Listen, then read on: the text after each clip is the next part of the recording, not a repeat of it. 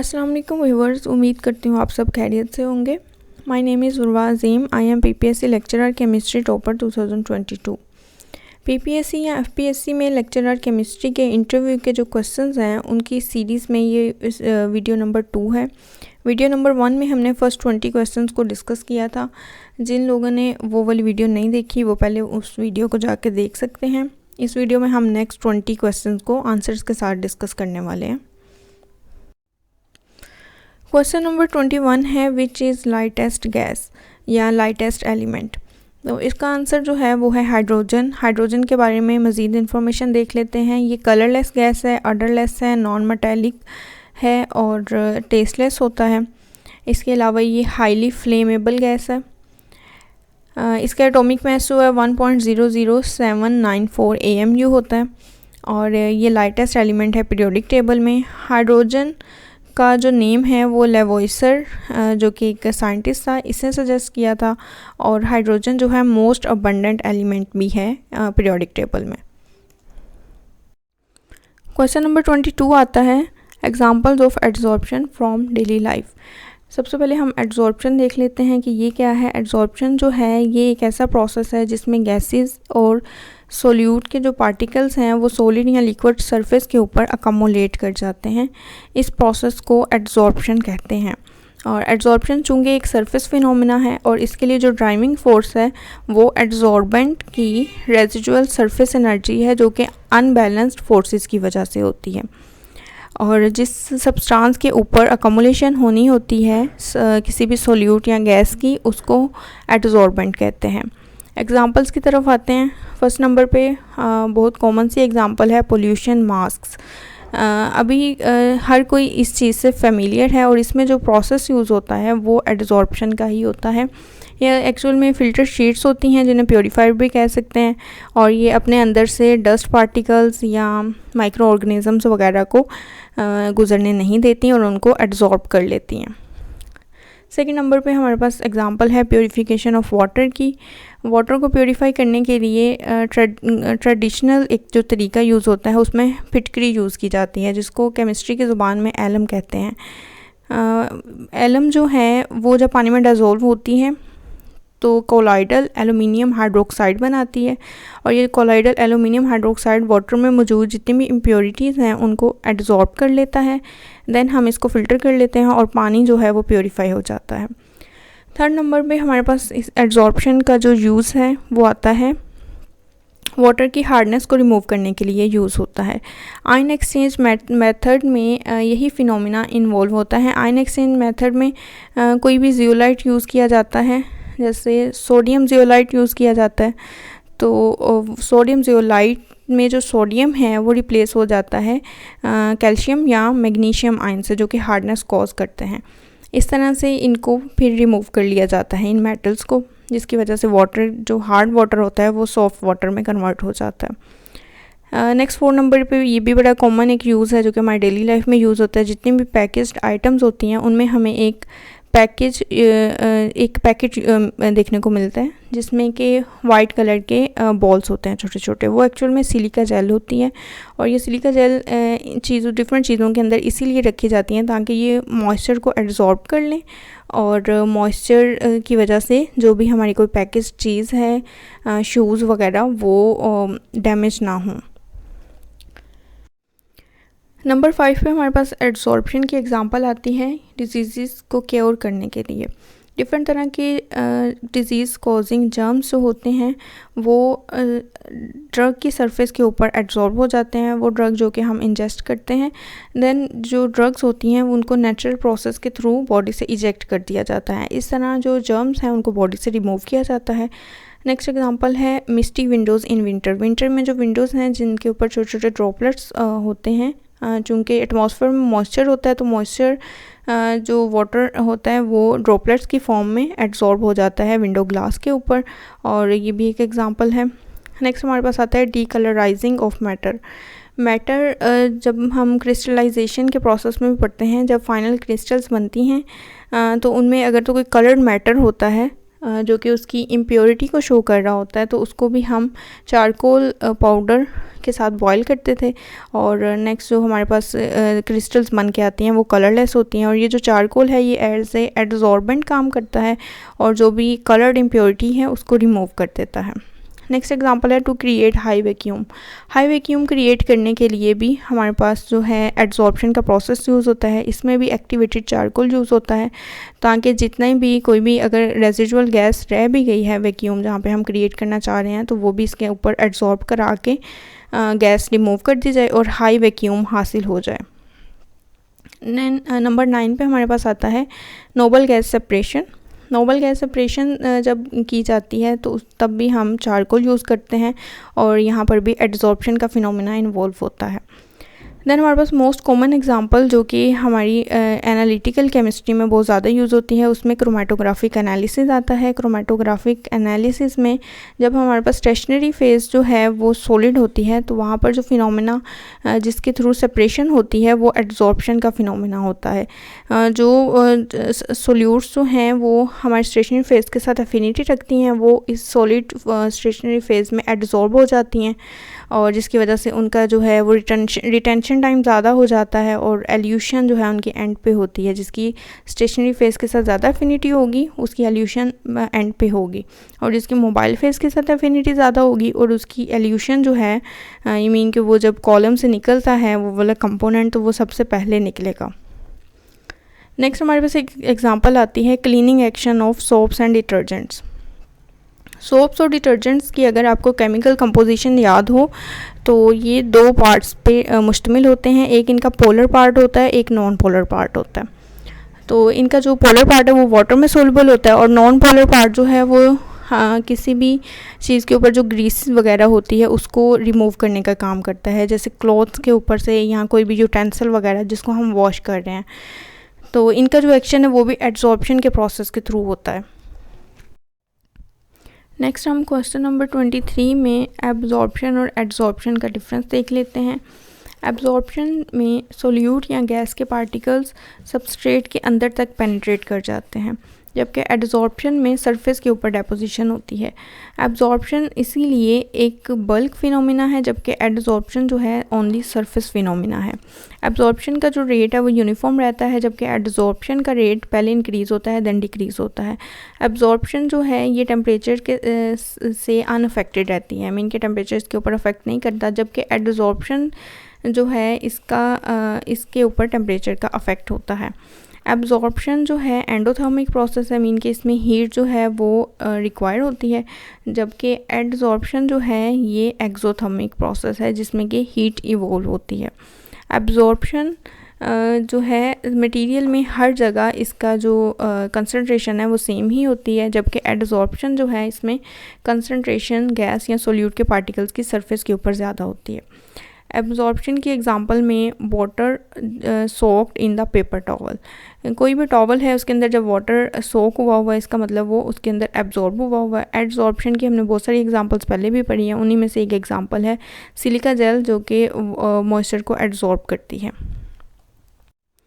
ये डायग्रामेटिकली दिखाया गया है। ए वाले में हमारे पास एब्जॉर्प्शन है। एब्जॉर्प्शन में अब आप देख सकते हैं कि ये गैस बल्क में से लिक्विड बल्क में गैस जो है वो ट्रांसफ़र हो गई है, और ये इसके पार्टिकल्स आप देख सकते हैं, ये मीन कि इसके अंदर पेनिट्रेट कर गई है।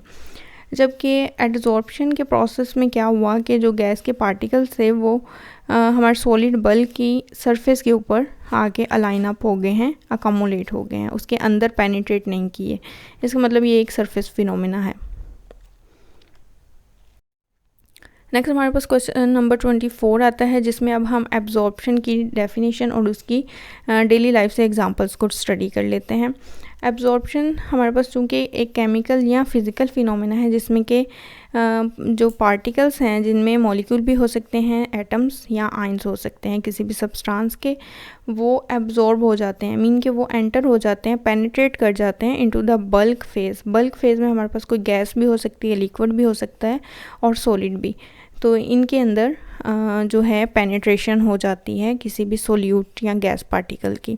इसके एग्जांपल देख लेते हैं। पेपर टॉवल या कोई भी टॉवल जिसके अंदर वाटर सोक हुआ हो, पहली एग्जांपल ये है। सेकंड नंबर में हम देखते हैं चॉक के अंदर इंक सोक हो जाए।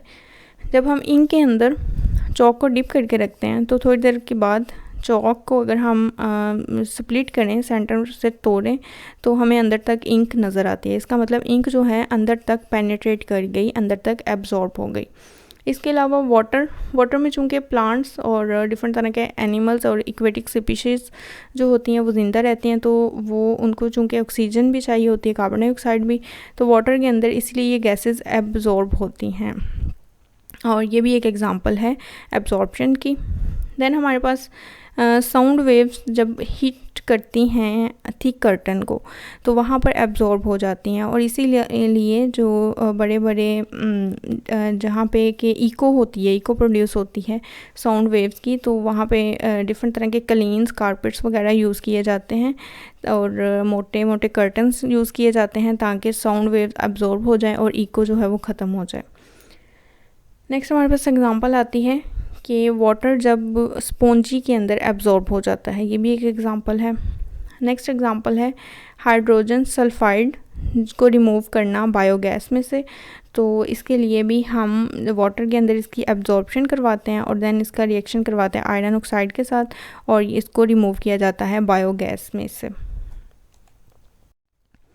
नेक्स्ट हमारे पास एग्जांपल आती है प्लांट्स की। प्लांट्स चूँकि सनलाइट को एब्जॉर्ब करते हैं, प्लांट्स के अंदर जो उसके कंपोनेंट्स होते हैं, पिगमेंट्स होते हैं, क्लोरोफिल, कैरोटीनॉइड्स, वो डिफरेंट तरह के कलर्स को एब्जॉर्ब करते हैं सनलाइट में से। प्लांट्स ग्रीन क्यों नज़र आते हैं? ग्रीन इसलिए नज़र आते हैं क्योंकि वो वाइट लाइट में से ग्रीन के अलावा बाकी सब कलर्स को एब्जॉर्ब कर लेते हैं और ग्रीन को रिफ्लेक्ट करते हैं, इसीलिए वो ग्रीन नज़र आते हैं। नेक्स्ट हमारे पास है ब्लैक बॉडी, जो है वो हर तरह के कलर्स को एब्जॉर्ब कर लेती है, इसीलिए वो ब्लैक नज़र आती है। कोई भी चीज़ जो कि कोई भी कलर उसके ऊपर जो भी लाइट फॉल करवाई जाती है, अगर वो सारे के सारी लाइट को एब्जॉर्ब कर लेती है, उसमें से कोई भी वेवलेंथ को रिफ्लेक्ट नहीं करती है, तो वो ब्लैक कलर में ही नज़र आएगी। और वाइट बॉडी जो है वो तमाम के तमाम कलर्स को रिफ्लेक्ट बैक कर देती है, इसीलिए वो वाइट नज़र आती है। देन हमारे पास एग्जांपल है वाटर जब कि अमोनिया गैस को एब्जॉर्ब कर लेता है, तो ये भी एक एग्जांपल है इसकी। नेक्स्ट हमारे पास एग्जांपल है ब्लड स्ट्रीम ड्रग्स को एब्जॉर्ब कर लेती हैं। ये कुछ डेली लाइफ से एग्जांपल्स थी। ये जितनी भी एग्जांपल्स मेरे पास मुझे मिली थी मैंने सारी शेयर कर दी हैं, लेकिन आपको इसमें से 2-3 तो वैसे ही याद होनी चाहिए, और ये शेयर करने का मकसद ये है कि वो अगर कोई एग्जांपल दे के आपसे पूछ लेते हैं कि इस एग्जांपल में कौन सा फिनोमेना इन्वॉल्व है, तो वहाँ पर आपके लिए ये चीज़ हेल्पफुल रहेगी। नेक्स्ट क्वेश्चन नंबर 23 है test used to check purity of milk. इसके लिए जो टेस्ट यूज़ होता है वो मिल्क स्लिप टेस्ट होता है। इसमें कोई भी वर्टिकल पॉलिश्ड सरफेस लेते हैं और इसके ऊपर एक ड्रॉप हम पोर करते हैं मिल्क का, और देन उसको स्लोली फ़्लो होने देते हैं, और बाद में उसका जो पीछे एक ट्रेल बन रहा है उसको चेक करते हैं। अगर तो वो वाइट ट्रेल बना रहा है, इसका मतलब वो मिल्क प्योर है, और जैसे कि पिक्चर में दिखाया गया है। और अगर तो उसके पीछे ट्रेल कोई भी नहीं है या बहुत लाइट सा ट्रेल है, इसका मतलब वो अडल्ट्रेटेड है, उसमें वाटर की अडल्ट्रेशन है। क्वेश्चन नंबर 26 है व्हाट इज़ लैक्टोमीटर। लैक्टोमीटर एक इंस्ट्रूमेंट होता है जो कि मिल्क की प्योरिटी को चेक करने के लिए यूज़ किया जाता है, और ये जिस प्रिंसिपल पे काम करता है वो ये होता है कि ये डेंसिटीज़ को फाइंड करता है, मिल्क की डेंसिटी को फाइंड करता है, और फिर उसको वाटर के साथ कंपेयर करता है, और जिसके रिज़ल्ट में ये मिल्क की प्योरिटी के बारे में बता देता है कि उसमें वाटर कंटेंट है तो वो कितना है, और या अगर तो रिचनेस ऑफ मिल्क के बारे में बताता है कि मिल्क कितना रिच है, कि उसमें एडल्ट्रेशन कितनी कम है। और ये जिस प्रिंसिपल पे काम करता है वो यही है relative density of milk with respect to water. Question number 27 है What is standard solution? Tell its types. A standard solution is a solution of accurately known concentration. Mean के वो सॉल्यूशन जिसकी कंसंट्रेशन हमें एक्यूरेटली नाउन होती है उसे standard solution कहते हैं। Prepared from a primary standard, और ये प्राइमरी स्टैंडर्ड से बना होना चाहिए। प्राइमरी स्टैंडर्ड क्या होता है? ये कोई भी ऐसा कंपाउंड जो कि स्टेबल है, जो कि एयर में भी स्टेबल है और हाईली प्योर है, प्योरिटी इसकी 99+% होनी चाहिए। देन ये वाटर में इजीली और हाईली सोलुबल है, और नेक्स्ट ये है कि हाई मॉलिक्यूलर वेट हो, तो जिसकी वजह से ये प्राइमरी स्टैंडर्ड जो है ये स्टेबल रहेगा। और इसका made up to half fixed volume, और इसका वे किया जाता है, देन इसका एक फ़िक्स वॉल्यूम तक इसमें सॉल्वेंट डाल के तो इसका सॉल्यूशन प्रिपेयर कर लिया जाता है, तो वो सॉल्यूशन जो है वो स्टैंडर्ड सॉल्यूशन कहलाता है। नेक्स्ट इसकी दो टाइप्स होती हैं, primary standard and secondary standard. Primary standard को हम डिटेल में देख लेते हैं। हाई % प्योरिटी होती है, देन ये स्टेबल होता है एयर में, ना तो डेलिक्विसेंट होता है। डेलिक्विसेंट चीज़ वो होती है जो मॉइस्चर को एब्जॉर्ब करके खुद लिक्विड में कन्वर्ट हो जाती है, जैसे कि हमारे पास सोडियम हाइड्रोक्साइड की एग्जांपल है, तो वो प्राइमरी स्टैंडर्ड में नहीं आता। इसके अलावा ये हाई मॉलिक्यूलर मैस इसका होता है प्राइमरी स्टैंडर्ड्स का, और सॉल्वेंट में रेडिली सोलूबल हो जाते हैं, और कॉस्ट भी इनकी इतनी ज़्यादा नहीं होती, कॉस्ट इफेक्टिव होते हैं, और देन ये रेडिली अवेलेबल भी होने चाहिए। ये कुछ क्वालिटीज़ हैं जो कि प्राइमरी स्टैंडर्ड की होती हैं। कुछ एग्जांपल्स हैं प्राइमरी स्टैंडर्ड की, जिसमें पोटाशियम हाइड्रोजन पैथालेट है जो कि प्राइमरी स्टैंडर्ड के तौर पर यूज़ होता है सोडियम हाइड्रोक्साइड को स्टैंडर्डाइज करने के लिए। जितने भी हमारे पास सेकेंडरी स्टैंडर्ड के सॉल्यूशन होते हैं उनको स्टैंडर्डाइज करने के लिए, मीन उनकी कंसंट्रेशन को फाइंड करने के लिए हम प्राइमरी स्टैंडर्ड के सॉल्यूशंस को यूज़ करते हैं। तो अभी हम प्राइमरी स्टैंडर्ड्स के सॉल्यूशन देख रहे हैं, वो कौन कौन से हैं। पहली एग्जांपल थी पोटाशियम हाइड्रोजन पैथालेट है, देन सोडियम कार्बोनेट है जो कि हम यूज़ करते हैं HCl की कंसंट्रेशन को फाइंड करने के लिए।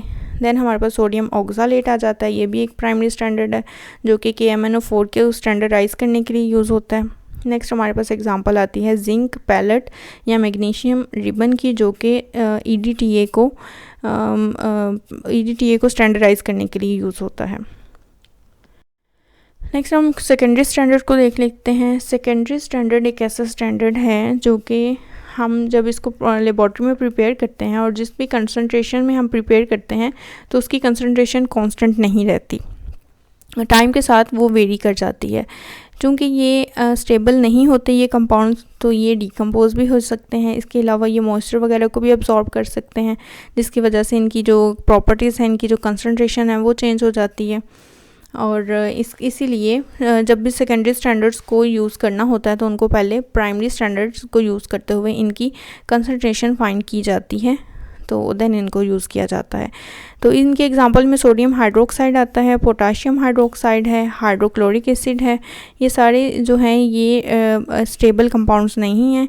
जैसे सोडियम हाइड्रोक्साइड का मैंने पहले बताया, ये डेलिक्विसेंट होता है, इसीलिए इसी तरह हाइड्रोक्लोरिक एसिड जो है ये भी चूँकि एक स्ट्रॉन्ग एसिड है तो ये भी स्टेबल नहीं होता बल्कि आयोनाइज हो जाता है। इसी तरह सल्फ्यूरिक एसिड आ जाता है। पोटाशियम परमैंगनेट भी जो है इसका हम पहले भी पढ़ चुके हैं कि ये स्टेबल नहीं होता, ये डिकम्पोज हो जाता है। देन हमारे पास सोडियम डाइक्रोमेट है और हाइपो है। हाइपो जो है ये सोडियम थायोसल्फाइड को बोलते हैं। अब इसका एक ब्रीफ सा एक डिफरेंस देख लेते हैं प्राइमरी स्टैंडर्ड सॉल्यूशन और सेकेंडरी स्टैंडर्ड सॉल्यूशन का। Primary standard solution primary standard से बनते हैं, प्राइमरी स्टैंडर्ड की चीज़ों से, और secondary standard solution secondary standard को यूज़ करते हुए बनते हैं। प्योरिटी जो है प्राइमरी स्टैंडर्ड्स प्योर होते हैं जबकि सेकेंडरी स्टैंडर्ड्स जो हैं ये इतने प्योर नहीं होते। रिएक्टिविटी प्राइमरी स्टैंडर्ड्स की बहुत लो होती है जबकि सेकेंडरी स्टैंडर्ड जो हैं वो हाईली रिएक्टिव होते हैं। प्राइमरी स्टैंडर्ड जो हैं हाइग्रोस्कोपिक नहीं होते, वाटर को एब्जॉर्ब नहीं करते, जबकि सेकेंडरी स्टैंडर्ड जो हैं वो हाइग्रोस्कोपिक होते हैं। प्राइमरी स्टैंडर्ड चूँकि स्टेबल हैं इसीलिए ये कंटेमिनेटेड भी नहीं होते। सेकेंडरी स्टैंडर्ड्स चूँकि स्टेबल नहीं है इसीलिए ये इनमें कंटेमिनेशन का चांस होता है। एप्लीकेशन देख लेते हैं। प्राइमरी स्टैंडर्ड्स जो हैं ये सेकेंडरी स्टैंडर्ड्स जिनके जो सॉल्यूशंस हैं उनको स्टैंडर्डाइज करने के लिए, उनकी कंसंट्रेशन फाइंड करने के लिए यूज़ होते हैं, जबकि जो सेकेंडरी स्टैंडर्ड्स हैं ये स्पेसिफिक इनकी एनालिटिकल एक्सपेरिमेंट्स में यूज़ होते हैं जहाँ पर हमने इनको यूज़ करना होता है। जैसे कि सोडियम हाइड्रोक्साइड को अगर हमने यूज़ करना है किसी भी टाइट्रेशन में या किसी भी इस तरह के प्रोसेस में तो वहाँ पे ये यूज़ होते हैं, लेकिन यूज़ करने से पहले हमेशा इनको स्टैंडर्डाइज किया जाता है प्राइमरी स्टैंडर्ड के सॉल्यूशन के साथ। क्वेश्चन नंबर 28 की तरफ चलते हैं। What are चीलेट्स? चीलेट्स क्या होते हैं? चीलेट्स और कोऑर्डिनेशन या कॉम्प्लेक्स कंपाउंड्स की एक क्लास है जिसमें कि एक जो मेटल है वो एक या एक से ज़्यादा लिगेंड्स के साथ इस तरह से जुड़ी होती है कि लिगेंड के कम से कम 2 एटम्स जो हैं कम से कम 2 पॉइंट से वो सेम मेटल के साथ जुड़ा हो, जिसके रिज़ल्ट में एक साइक्लिक जो है वो स्ट्रक्चर आता है। और ये जो साइक्लिक स्ट्रक्चर है जिसमें लिगेंड है और साथ में मेटल है, तो इसको हम चिलेट बोलते हैं। ये जो चिलेट्स हैं इनकी बहुत सारी एप्लीकेशंस हैं, नेचुरली भी एग्जिस्ट करते हैं और आर्टिफिशियली भी इनको मैन मेड भी बनाए गए हैं और डिफरेंट तरह से इनके यूजेस मीन के इनकी डिफरेंट तरह की एप्लीकेशंस आज हमारी डेली लाइफ में मौजूद हैं। यहाँ पे आप एग्जांपल देख सकते हैं कैडमियम के साथ ये एक लिगेंड जो है एथिलीन डाईअमाइन जो है वो जुड़ा हुआ है और ये एक चिलेट की एग्जांपल है। एप्लीकेशंस ऑफ चिलेट्स के एप्लीकेशंस जो हैं वो बहुत इंपॉर्टेंट हैं। चिलेशन थेरापी यूज़ होती है। चिलेशन थेरापी यूज़ करते हैं बॉडी में से टॉक्सिक मेटल्स को रिमूव करने के लिए। टॉक्सिक मेटल्स जैसे आर्सेनिक हो सकता है, मर्करी हो सकता है या लेड हो सकता है, या इसके अलावा कोई और टॉक्सिक मेटल है, तो चिलेटिंग एजेंट यूज़ होता है और जो कि इनके साथ चिलेट बना के और इनको बॉडी से इजेक्ट कर देता है, जिसकी वजह से हमारी बॉडी जो है इनके टॉक्सिक इफेक्ट से महफूज हो जाती है। नेक्स्ट हमारे पास एमआरआई में यूज़ होता है। चिलेट्स जो हैं एमआरआई में एज कंट्रास्ट एजेंट यूज़ होते हैं और उसमें गैडोलिनियम के जो कॉम्प्लेक्सेस हैं वो यूज़ होते हैं। एमआरआई जो है वो एक ऐसी टेक्निक है, मैग्नेटिक रेजोनेंस इमेजिंग, जो कि डिफरेंट बॉडी पार्ट्स की इमेजेस लेने के लिए यूज़ की जाती है ताकि चेक किया जाए कहीं पे कोई ब्लॉकेज या कहीं पे कोई ट्यूमर वगैरह तो नहीं है। इस तरह का डायग्नोसिस में यूज़ होती हैं, तो वहाँ पर हमारे पास as a contrasting agent chelates use होते हैं। नंबर 3 पे हमारे पास यूज़ आता है वाटर ट्रीटमेंट में। वाटर को जब ट्रीट किया जा रहा होता है वेस्ट वाटर ट्रीटमेंट में, तो तब जो भी मेटल्स हैं उसके अंदर उनको भी चिलेट्स बना के वाटर में से रिमूव कर दिया जाता है। नेक्स्ट हमारे पास एज फर्टिलाइज़र यूज़ होते हैं चिलेट्स जो होते हैं। डिफरेंट तरह की मेटल्स होती हैं, माइक्रो न्यूट्रिएंट्स हैं जो कि जैसे कि मैंगनीज है, जिंक है, आयरन है, कॉपर है, तो इनके जो चिलेट है वो EDTA या किसी भी और चिलेटिंग एजेंट के साथ बना के तो एज ए फर्टिलाइज़र यूज़ किया जाता है और ये मेटल्स को स्टेबल रखता है, स्टेबल फॉर्म में रखता है ताकि जो प्लांट्स हैं इनको एब्जॉर्ब कर सकें। नेक्स्ट हमारे पास कुछ ड्रग्स होती हैं जो कि चिलेट्स होती हैं, मीन के चिलेट्स की फॉर्म में होती हैं, जैसे कि आयरन का चिलेट हो सकता है, कैल्शियम का चिलेट हो सकता है, मैग्नीशियम का चिलेट हो सकता है। इसके एग्जांपल में टेट्रासाइक्लिन, क्विनोलिन है, ये एंटीबायोटिक है। तो ये ड्रग्स जो कुछ यूज़ होती हैं वो भी चिलेट्स होते हैं। नेक्स्ट हमारे पास वाटर सॉफ्टनिंग में है। सोप्स या डिटर्जेंट्स में मोस्टली सिट्रिक एसिड जो है वो ऐड किया जाता है। ये सिट्रिक एसिड हार्ड वाटर के अंदर जो मेटल्स होती हैं जैसे मैग्नीशियम और कैल्शियम आयंस होते हैं उनके साथ चिलेशन करके तो उनकी जो हार्डनेस है वाटर की उसको रिमूव करता है, जिसकी वजह से सोप्स और डिटर्जेंट्स जो हैं अच्छे से वर्क कर पाते हैं।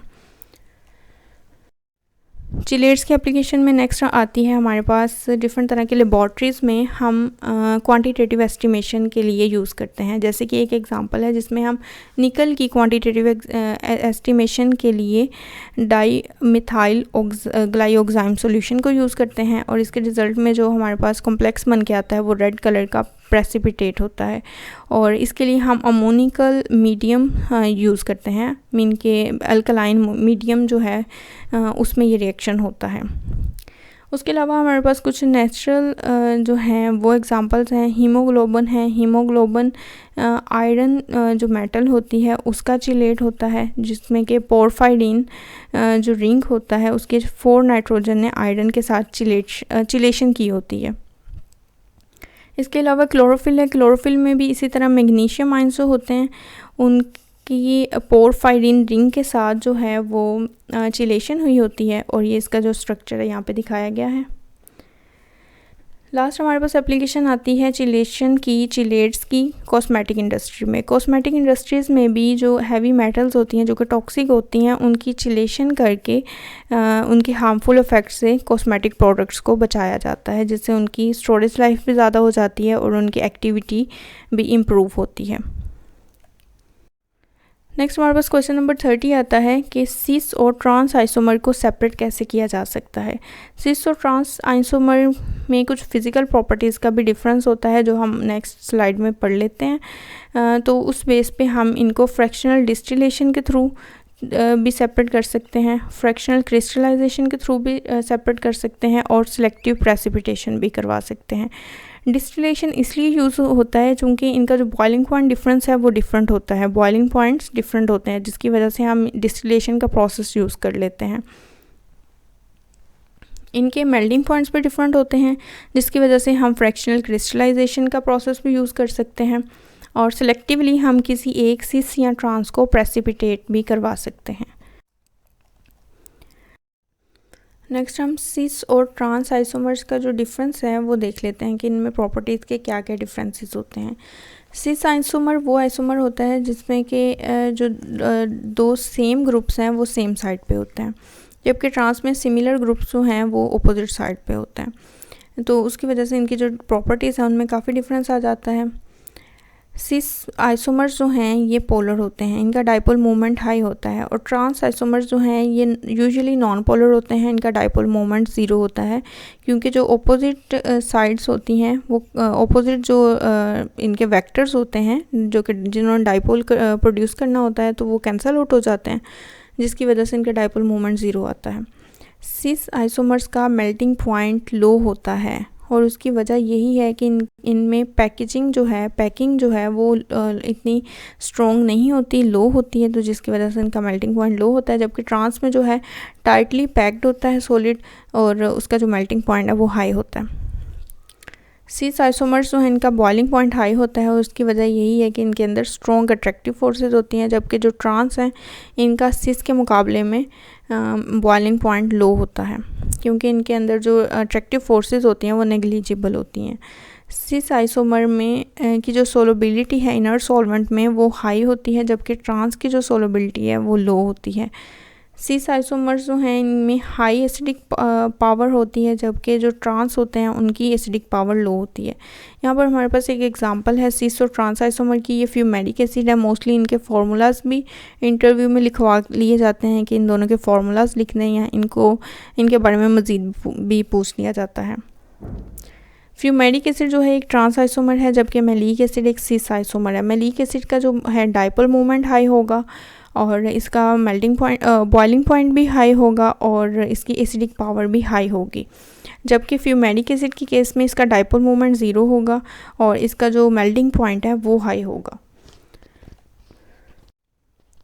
क्वेश्चन नंबर 32 की तरफ चलते हैं। Lithium forms complexes while other alkali metals do not. Lithium चूँकि अल्कली मेटल्स में टॉप पे है और इसका साइज़ छोटा होने की वजह से ये ज़रा एक्सेप्शनल बिहेवियर शो करता है, और उसमें से ही एक जो बिहेवियर है वो इसका कॉम्प्लेक्स फॉर्मेशन का बिहेवियर है। और इसके सिंपल जो आंसर है वो यही है कि इसका स्मॉल साइज़ होने की वजह से इसका कोवलेंट करैक्टर इसमें ज़्यादा है, जिसकी वजह से ये कॉम्प्लेक्स फॉर्मेशन में पार्टिसिपेट करता है। जितना स्मॉल साइज़ होगा केटाइन का या लार्ज साइज़ होगा एनाइन का, उतना ही कोवलेंट करैक्टर आयनिक बॉन्ड में ज़्यादा होगा। ये फजान रूल के मुताबिक हमारे पास ये एक स्टेटमेंट है। The characteristics to take into account when assessing the stability, mean कि कोई भी कॉम्प्लेक्स है जिसमें मेटल और लिगेंड या कोई भी कार्बन का जो बॉन्ड है वो स्टेबल है, तो उसकी करेक्टरिस्टिक्स क्या है, उसकी बॉन्ड पोलैरिटी हाई होनी चाहिए और उसका जो साइज़ है मेटल का वो स्मॉल होना चाहिए, ताकि उनका जो बॉन्ड है वो स्ट्रॉन्ग हो सके। इसीलिए लिथियम जो है स्मॉल साइज़ की वजह से और हाई चार्ज डेंसिटी की वजह से लिथियम कॉम्प्लेक्स फॉर्मेशन में हिस्सा लेता है, और ये इसके कुछ एग्जांपल्स दी गई हैं जो ये कॉम्प्लेक्स बनाता है, जबकि जो बाकी अल्कली मेटल्स हैं उनका साइज़ इतना छोटा नहीं होता और वो बहुत अच्छे कॉम्प्लेक्स बनाने वाले लिगेंड्स के साथ भी कॉम्प्लेक्स नहीं बनाते। क्वेश्चन नंबर 33 आता है हमारे पास, what is resonance effect. Resonance effect जो है ये भी बड़ा इंपॉर्टेंट क्वेश्चन है इंटरव्यू के हवाले से। Resonance effect, inductive effect, hyper conjugation और इनकी एप्लीकेशन जो है वो काफ़ी दफ़ा इंटरव्यूज़ में पूछे जा चुके हैं। रेजोनेंस इफेक्ट की डेफिनेशन देख लेते हैं। Polarity induced in a molecule, एक मॉलिक्यूल है उसके अंदर जब पोलैरिटी इंड्यूस होगी, पोलैरिटी मीन कि कोई भी पॉजिटिव चार्ज या नेगेटिव चार्ज इंड्यूस हो रहा है by the interaction of A lone pair of electron with the pi bond mean के एक लोन पेयर है किसी भी एटम के ऊपर, वो पाई बॉन्ड अपने नियर बाय एटम के पाई बॉन्ड के साथ इंटरेक्ट करें या दो पाई बॉन्ड जो हैं वो आपस में इंटरेक्ट करें, तो उसके रिज़ल्ट में जो पोलैरिटी इंड्यूस होगी उस मॉलिक्यूल में उसको रेजोनेंस इफेक्ट कहेंगे। रेजोनेंस इफेक्ट दो तरह का होता है, positive resonance effect and negative resonance effect. Positive में हमारे पास जो भी ग्रुप है जिसका हम इफेक्ट स्टडी कर रहे हैं वो रिलीज़ करता है इलेक्ट्रॉन्स को to the other molecule by the process of delocalisation. Mean वो डीलोकलाइजेशन के फिनोमेना के थ्रू इलेक्ट्रॉन्स डोनेट कर देगा मॉलिक्यूल को, और इसको हम +R या +M से भी डिनोट करते हैं। इसके एग्जांपल में हमारे पास आते हैं हाइड्रोक्सिल ग्रुप, थायोल ग्रुप आ जाता है, देन हमारे पास OR ग्रुप है एंड SR ग्रुप है। इसके अलावा और भी एग्जांपल्स होती हैं लेकिन मेनली यहाँ पे यही लिखी गई हैं। इसके अलावा NH2 ग्रुप होता है, और ये असल में क्या करते हैं, मॉलिक्यूल पे इलेक्ट्रॉन डेंसिटी को इंक्रीज़ कर देते हैं। सेकंड नंबर पे एग्जांपल टाइप आती है नेगेटिव रेजोनेंस इफेक्ट की। नेगेटिव रेजोनेंस इफेक्ट में क्या होता है, जो भी ग्रुप है जिसका हम ये इफेक्ट स्टडी कर रहे हैं तो वो विड्रॉ कर लेता है इलेक्ट्रॉन्स को from other molecules by the process of delocalisation. और ये जो ग्रुप्स हैं इनको हम -R या -M से डिनोट करते हैं। दोनों जो अफेक्ट्स हैं वो एक दूसरे के ऑपोजिट हैं। पॉजिटिव रेजोनेंस इफेक्ट में जो इलेक्ट्रॉन्स हैं वो डोनेट किए जाते हैं, जबकि नेगेटिव रेजोनेंस इफेक्ट में इलेक्ट्रॉन्स को विड्रॉ किया जाता है। आप यहाँ से माइनस साइन से याद रख सकते हैं, माइनस मीन रिमूव करना, जो भी इलेक्ट्रॉन्स हैं उनको उसमें से निकालना, विड्रॉ करना। इसकी एग्जांपल हम देख लेते हैं। इसमें नाइट्रो ग्रुप है, कार्बोनाइल ग्रुप है, CO ग्रुप, कार्बोक्सिल ग्रुप है। इसके अलावा CHO ग्रुप जो होता है वो भी इसी में आता है, और सायानाइड ग्रुप भी इसी में आता है। यहाँ पर पॉजिटिव और नेगेटिव जो रेजोनेंस इफेक्ट्स हैं उनको एलेबोरेट करने के लिए एग्जांपल्स हैं। सबसे पहले हमारे पास फिनोल की एग्जांपल है। फिनोल में चूँकि हाइड्रोक्सिल ग्रुप जो है वो +R इफेक्ट शो करता है, मीन कि ये इलेक्ट्रॉन डोनेटिंग ग्रुप है, electron donating resonance effect show करता है। तो यहाँ पर आप देख सकते हैं कि इसमें हाइड्रोक्सिल का जो ऑक्सीजन है इसके जो लोन पेयर है कैसे पूरे रिंग के ऊपर डीलोकलाइज हुआ है, और ऑर्थो एंड पैरा पोजीशंस पे इलेक्ट्रॉन डेंसिटी आई हुई है डिफरेंट रेजोनेटिंग स्ट्रक्चर्स में। और ये जो नेगेटिव शो है ये यही डिनोट कर रहा है कि जो इलेक्ट्रॉन डेंसिटी है वो रिंग के ऊपर इंक्रीज़ हुई है। जबकि अगर हम नेगेटिव रेजोनेंस इफेक्ट की एग्जांपल देखें जिसमें कि नाइट्रोबेंजीन है, नाइट्रोबेंजीन चूँकि इलेक्ट्रॉन विड्रॉइंग इफेक्ट शो करता है, तो जिसकी वजह से ये रिंग को जो है इलेक्ट्रॉन डेफिशिएंट कर रहा है, और इसीलिए ये जो ऑर्थो और पैरा पोजीशन के ऊपर पॉजिटिव चार्जेस हैं ये इस चीज़ को ही डिनोट कर रहे हैं। तो ये दो डिफरेंट तरह के जो ग्रुप्स हैं वो डिफरेंट तरह के इफेक्ट्स शो कर रहे हैं। क्वेश्चन नंबर 34 की तरफ चलते हैं। रेजोनेंस इफेक्ट की एप्लीकेशंस। रेजोनेंस इफेक्ट की जो एप्लीकेशंस हैं वो भी पूछ ली जाती हैं। सबसे पहले तो इसकी एप्लीकेशन में आता है कि ये stability of carbocation, stability of कार्बेनाइन और स्टेबिलिटी ऑफ फ्री रेडिकल को एक्सप्लेन करता है। कोई भी हमारे पास एरोमेटिक स्ट्रक्चर है तो उसके हम रेजोनेटिंग स्ट्रक्चर्स देख लेते हैं कि वो कितने बनते हैं। जिसके जितने ज़्यादा रेजोनेटिंग स्ट्रक्चर्स बनेंगे उतना ही वो कंपाउंड जो है वो ज़्यादा स्टेबल होगा। यहाँ पे हम कार्बोकेटाइन की बात करते हैं तो इसमें 1, 2, 3, 4 एंड 5 बन रहे हैं, 4 बन रहे हैं। ये जो 5 है ये तो फर्स्ट जैसा ही है ना, तो 4 रेजोनेटिंग स्ट्रक्चर बने हैं, इसका मतलब ये एक स्टेबल कार्बोकेटाइन की एग्जांपल है। इसी तरह कार्बेनाइन की हम देखें तो ये भी एक स्टेबल कार्बेनाइन के 4 रेजोनेटिंग स्ट्रक्चर्स बने हुए हैं, और ये भी एक स्टेबल कार्बेनाइन की एग्जांपल है। तो ये इनकी जो स्टेबिलिटी है, रिलेटिव स्टेबिलिटी कार्बोकेटाइन और कार्बेनाइन की जो है उसको एक्सप्लेन करने के लिए रेजोनेटिंग इफेक्ट यूज़ होता है। इसके अलावा फ्री रेडिकल की स्टेबिलिटी को भी ये एक्सप्लेन करता है। रेजोनेंस इफेक्ट की एप्लीकेशन में नेक्स्ट हमारे पास आता है ये relative acidic strength of different aromatic carboxylic acid को एक्सप्लेन करता है। डिफरेंट तरह के जो एरोमेटिक कार्बोक्सिलिक एसिड्स होते हैं तो उनकी जो एसिडिक स्ट्रेंथ है वो डिफरेंट सब्स्टिट्यूशंस लगाने की वजह से जो उनकी एसिडिक स्ट्रेंथ में कमी या एसिडिक स्ट्रेंथ इन्हांस होती है उसको एक्सप्लेन करने के लिए यूज़ होता है। इसी तरह अमाइंस, एरोमेटिक अमाइंस की बेसिक स्ट्रेंथ को भी एक्सप्लेन करने के लिए यूज़ होता है। नेक्स्ट ये बॉन्ड लेंथ्स को एक्सप्लेन करता है कॉन्जुगेटेड कंपाउंड्स की। जैसे कि हम बेंजीन के बारे में जानते हैं, बेंजीन में चूँकि 6 बॉन्ड्स होते हैं, वैसे तो हम इसका इसी तरह से करते हैं कि 3 alternate single and double bonds होते हैं, लेकिन एक्चुअल में अगर हम इसकी बॉन्ड लेंथ्स देखें तो इनके 6 के 6 जो बॉन्ड लेंथ्स हैं वो इक्वल होती हैं। तो इसका मतलब है कि ये सारे जो बॉन्ड्स हैं ये और ये बॉन्ड लेंथ्स जो हैं इनकी वो सिंगल और डबल बॉन्ड के दरमियान में बॉन्ड लेंथ की वैल्यू आती है, जिसका मतलब है कि ये चूँकि रेजोनेंस का फिनोमिना इसमें इन्वॉल्व है, जिसकी वजह से इसकी जो बॉन्ड लेंथ है वो किसी भी एक डबल बॉन्ड या सिंगल बॉन्ड के साथ मैच नहीं करती, बल्कि एक डिफरेंट बॉन्ड लेंथ है जो कि शो करती है कि ये जो बॉन्ड्स हैं इनका बिहेवियर सिंगल और डबल बॉन्ड के सेंटर में है। तो यहाँ पर इस केस में बॉन्ड लेंथ का जो एक कॉन्सेप्ट है उसको भी एक्सप्लेन करने के लिए रेजोनेंस इफेक्ट यूज़ किया जाता है। क्वेश्चन नंबर 35 आता है, व्हाट इज़ रेजोनेंस। रेजोनेंस एक ऐसा फिनोमिना है जिसमें कि एक कंपाउंड को हम एक से ज़्यादा लेवी स्ट्रक्चर्स में लिख सकते हैं, और वो सारे लेवी स्ट्रक्चर्स जो हैं उनमें से कोई भी ओरिजिनल कंपाउंड का फार्मूला नहीं होता, बल्कि वो सारे के सारे ओरिजिनल कंपाउंड के फार्मूले के तरफ कुछ ना कुछ कंट्रीब्यूशन दे रहे होते हैं। और जो एक्चुअल स्ट्रक्चर होता है वो हाइब्रिड स्ट्रक्चर होता है, जो कि उन सारे लेवी स्ट्रक्चर्स का एक एवरेज होता है, एक वेटेड एवरेज होता है।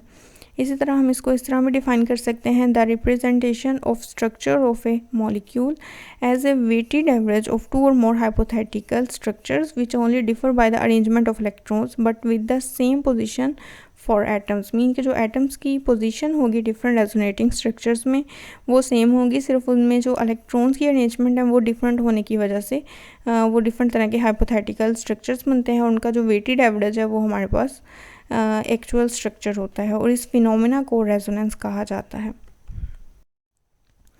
यहाँ पर फिनोक्साइड की रेजोनेंस दिखाई हुई है। फिनोक्साइड आयन जो कि फिनोल के हाइड्रोजन लूज़ करने के बाद बनता है। यहाँ पर आप देख सकते हैं किस तरह से ऑक्सीजन का जो एक नेगेटिव चार्ज है वो रिंग के ऊपर डीलोकलाइज हुआ है, और इसका जो ये डिफरेंट तरह के हाइपोथेटिकल स्ट्रक्चर्स हैं, लेकिन ये ओरिजिनल स्ट्रक्चर नहीं है। ओरिजिनल स्ट्रक्चर कुछ इस तरह का होगा जिसको कि हम रेजोनेंस हाइब्रिड स्ट्रक्चर कहते हैं, जिसमें कि ये हम डॉट्स यूज़ करते हैं, जहाँ जहाँ पे इलेक्ट्रॉन्स डीलोकलाइज हुए हैं वहाँ पे हम डॉट्स की मदद से शो कर देते हैं। इसके अलावा कार्बोनेट की एग्जांपल दिखाई गई है। कार्बोनेट में भी 3 ऑक्सीजन्स होती हैं और इसके 3 रेजोनेटिंग स्ट्रक्चर बनते हैं, लेकिन इनमें से कोई भी उसका एक्चुअल स्ट्रक्चर नहीं है। एक्चुअल स्ट्रक्चर ये नीचे दिखाया गया है, जो कि रेजोनेंस हाइब्रिड है इन तीनों स्ट्रक्चर्स का। क्वेश्चन नंबर 36 आता है, what is inductive effect. Inductive effect और रेजोनेंस इफेक्ट, इसका मैं पहले भी बता चुके हैं, ये बहुत कॉमन क्वेश्चन है, बहुत इंपॉर्टेंट भी है। इंडक्टिव इफेक्ट में हमारे पास जो चीज़ इन्वॉल्व है वो है इलेक्ट्रोनेगेटिविटी ऑफ एटम, जबकि रेजोनेंस इफेक्ट में जो चीज़ इन्वॉल्व थी वो हमारे पास कॉन्जुगेटेड स्ट्रक्चर था, जिसमें कि रेजोनेंस इफेक्ट शो होता है। इंडक्टिव इफेक्ट की डेफिनेशन देख लेते हैं। Polarization of sigma bond when an electronegative atom और group withdraws electron pair of sigma bond towards itself. Mean कि कोई भी एक हाई इलेक्ट्रोनेगेटिव एटम है, जैसे कि यहाँ पे एक्स दिखाया गया है, तो ये हाई इलेक्ट्रोनेगेटिविटी की वजह से जिस चेन के साथ अटैच है उनमें से इलेक्ट्रॉन्स को विड्रॉ कर रहा है अपनी तरफ, और ये इफेक्ट जो है ये डिस्टेंस के साथ डिक्रीज़ होता है। फर्स्ट वाली कार्बन के ऊपर ये इफेक्ट ज़्यादा है, सेकंड वाली पे कम है, थर्ड वाली के बाद जो ये इफेक्ट है ये ऑलमोस्ट नेग्लिजिबल हो जाता है। ये इफेक्ट जो है ये 3 कार्बन्स तक ऑपरेट करता है। Polarisation is transmitted through sigma bonds by creating a permanent dipole in the molecule. Inductive effect की वजह से मॉलिक्यूल में परमानेंट डाइपोल जो है वो इंड्यूस हो जाता है। Polarisation fades away from right to left, mean के ये अप टू 3 कार्बन तक एक्टिव होगा, उसके बाद जो है ये फेड हो जाएगा। इंडक्टिव इफेक्ट भी इसी तरह टाइप्स हैं। नेगेटिव इंडक्टिव इफेक्ट होता है, पॉजिटिव इंडक्टिव इफेक्ट होता है। नेगेटिव में इलेक्ट्रॉन विड्रॉ होंगे, जिसमें कि हमारा जो भी ग्रुप है इंडक्टिव इफेक्ट जो कि शो करेगा नेगेटिव इंडक्टिव इफेक्ट, वो ग्रुप हाई इलेक्ट्रोनेगेटिविटी की वजह से जो जिस भी चेन के साथ ये अटैच होगा उसमें से इलेक्ट्रॉन्स को विड्रॉ कर लेगा, उस इलेक्ट्रॉन की डेफिशिएंसी प्रोड्यूस कर देगा। इसको -I से शो किया जाता है और इसके लिए एग्जांपल दिखाई गई हैं। सबसे पहले NH4+ है, देन NO2 है, CN है, सल्फोनिक एसिड ग्रुप है, देन हमारे पास एल्डिहाइड ग्रुप है, CO ग्रुप है, COOH है, COCl है।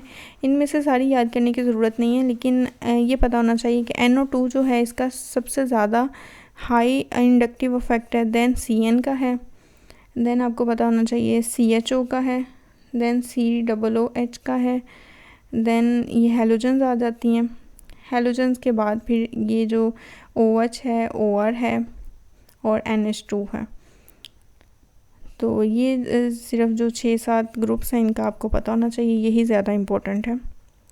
देन पॉजिटिव इंडक्टिव इफेक्ट की बात करते हैं। वो ग्रुप्स जो कि इलेक्ट्रॉन्स अपनी इलेक्ट्रोनेगेटिविटी लो होने की वजह से इलेक्ट्रॉन्स को रिलीज़ कर देते हैं।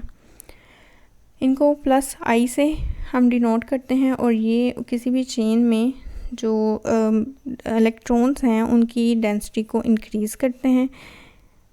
सबसे पहले हमारे पास टर्शियरी ब्यूटाइल ग्रुप है, देन सेकेंडरी आइसोप्रोपाइल ग्रुप है, देन इथाइल ग्रुप है, देन मिथाइल और देन हाइड्रोजन ग्रुप है।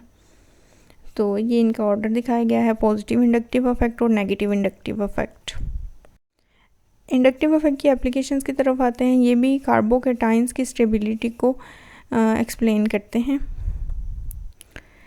रेजोनेंस इफेक्ट में स्पेसिफिकली एरोमेटिक का वर्ड यूज़ हुआ था, जबकि इसमें simple stability of carbocation, stability of carbanion and stability of free radical को ये एक्सप्लेन करते हैं। देन ये acidic strength of various acids को एक्सप्लेन करने के लिए यूज़ होता है। इसके अलावा ये basic strength of various bases को भी एक्सप्लेन करने के लिए इंडक्टिव इफेक्ट का कॉन्सेप्ट यूज़ होता है। डिफरेंस देख लेते हैं इंडक्टिव इफेक्ट और रेजोनेंस इफेक्ट का। इंडक्टिव इफेक्ट जो है ये शॉर्ट डिस्टेंस पे ऑपरेट होता है, चूँकि ये थ्रू स्ट्रॉन्ग सिग्मा बॉन्ड्स के थ्रू ऑपरेट होता है, तो ये शॉर्ट डिस्टेंस तक ही ऑपरेट होता है, जैसे अप टू 3 कार्बन। उसके बाद इसका इफेक्ट ऑलमोस्ट नेग्लिजिबल होता है। जबकि मेसोमेरिक इफेक्ट जो है ये डिस्टेंस इंडिपेंडेंट है, लेकिन ये डिपेंड करता है कॉन्जुगेशन पे। जितनी ज़्यादा कॉन्जुगेशन होगी सिस्टम में, उतना मेसोमेरिक इफेक्ट या रेजोनेंस इफेक्ट जो है वो ज़्यादा दूर तक ऑपरेट कर पाएगा। इंडक्टिव इफेक्ट जो है इसमें डिस्प्लेसमेंट ऑफ सिग्मा इलेक्ट्रॉन जो है वो इन्वॉल्व होती है, जबकि मेसोमेरिकल इफेक्ट में पाई या लोन पेयर की जो डीलोकलाइजेशन है वो इन्वॉल्व होती है। इंडक्टिव इफेक्ट जो है वो सैचुरेटेड और अनसैचुरेटेड दोनों तरह के कंपाउंड्स में शो करवाया जा सकता है, जबकि मेसोमेरिक इफेक्ट जो है वो सिर्फ कॉन्जुगेटिव कंपाउंड्स में ही देखा गया है। क्वेश्चन नंबर 39 की तरफ आते हैं। Which one is more acidic. जैसे कि हमने एप्लीकेशंस देखी थी रेजोनेंस इफेक्ट और इंडक्टिव इफेक्ट की, कि ये एसिडिक स्ट्रेंथ या बेसिक स्ट्रेंथ को एक्सप्लेन करने के लिए हेल्पफुल होता है। तो यहाँ पर इसकी फ़र्स्ट एग्जांपल है, जिसमें कि ये हमारे पास एसिटिक एसिड के डेरिवेटिव्स हैं। फर्स्ट वाले एग्जांपल में एक हाइड्रोजन जो मिथाइल ग्रुप है एसिटिक एसिड का, उसके एक हाइड्रोजन एक क्लोरीन के साथ रिप्लेस हुई है, जबकि सेकंड एग्जांपल में 2 hydrogens are replaced by 2 chlorine atoms, और थर्ड में 3 हाइड्रोजन्स 3 क्लोरीन के साथ रिप्लेस हुई हैं। और यहाँ पे थोड़ी सी मिस्टेक है, हाइड्रोजन यहाँ पे नहीं आना था। अब हम इनकी जो एसिडिक स्ट्रेंथ है उसकी बात करने के लिए हम देखेंगे कि इनमें से किसकी कॉन्जुगेट बेस जो है वो सबसे ज़्यादा स्टेबल होगी। तो जिसकी कॉन्जुगेट बेस वो बेस होती है जो कि प्रोटॉन, कोई भी एसिड जब प्रोटॉन को लूज़ कर देता है तो जो बेस बनती है उसको हम कॉन्जुगेट बेस कहते हैं। तो इनकी अगर हम कॉन्जुगेट बेस को देखें तो ये जितना नेगेटिव चार्ज अच्छा डीलोकलाइज होगा, अच्छा डिस्ट्रीब्यूट होगा, उतनी कॉन्जुगेट बेस ज़्यादा स्टेबल होगी और उतना वो ज़्यादा एसिडिक होगा। अगर हम फर्स्ट वाले एग्जांपल में देखते हैं तो यहाँ पे एक क्लोरीन एटम है। क्लोरीन एटम का हमने जैसे कि पढ़ा कि ये इंडक्टिव इफेक्ट शो करता है अपनी हाई नेगेटिविटी की वजह से। तो ये electron withdrawing inductive effect show करता है। तो ये इलेक्ट्रॉन्स को अपनी तरफ विड्रॉ करने की एबिलिटी रखता है। तो जितने ज़्यादा क्लोरीन एटम्स होते जाएंगे अल्फ़ा पोजीशन पे, उतना ही ये जो नेगेटिव चार्ज है वो अच्छा से डीलोकलाइज हो जाएगा और उतनी ही कॉन्जुगेट बेस जो है वो ज़्यादा स्टेबल हो जाएगी। तो जिसका मतलब है कि उतना ही हमारे पास जो एसिड है वो ज़्यादा स्ट्रॉन्ग होगा। तो इस लिहाज से कॉन्जुगेट बेस जो है थर्ड वाले की सबसे ज़्यादा स्टेबल होगी, देन सेकेंड और देन वन। इसी तरह से इसका एसिडिटी का भी ऑर्डर है कि जो थर्ड वाला है वो सबसे ज़्यादा एसिडिक है, देन सेकेंड वाला एंड देन फर्स्ट वाला।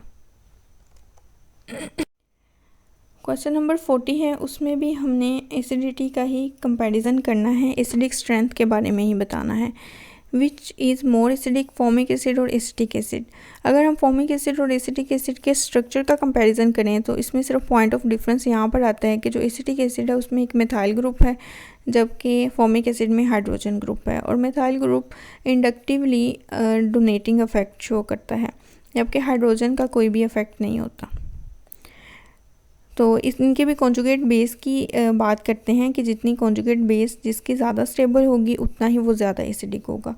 अगर हम एसिटिक एसिड की कॉन्जुगेट बेस की बात करें तो हाइड्रोजन लूज़ करने के बाद यहाँ पर नेगेटिव चार्ज आएगा और वो डीलोकलाइज होने की कोशिश तो करेगा, लेकिन यहाँ से इसको बैक से मिथाइल जो है इलेक्ट्रॉन डोनेट कर रहा है और उसके ऊपर मज़ीद इलेक्ट्रॉन डेंसिटी इंक्रीज़ करने की कोशिश कर रहा है, जिसकी वजह से इसकी स्टेबिलिटी थोड़ी सी रिड्यूस हो रही है। जबकि फॉर्मिक एसिड में ऐसा कोई भी इफेक्ट मौजूद नहीं है और ये अच्छे से डीलोकलाइज हो जाएगा दोनों ऑक्सीजन्स के ऊपर।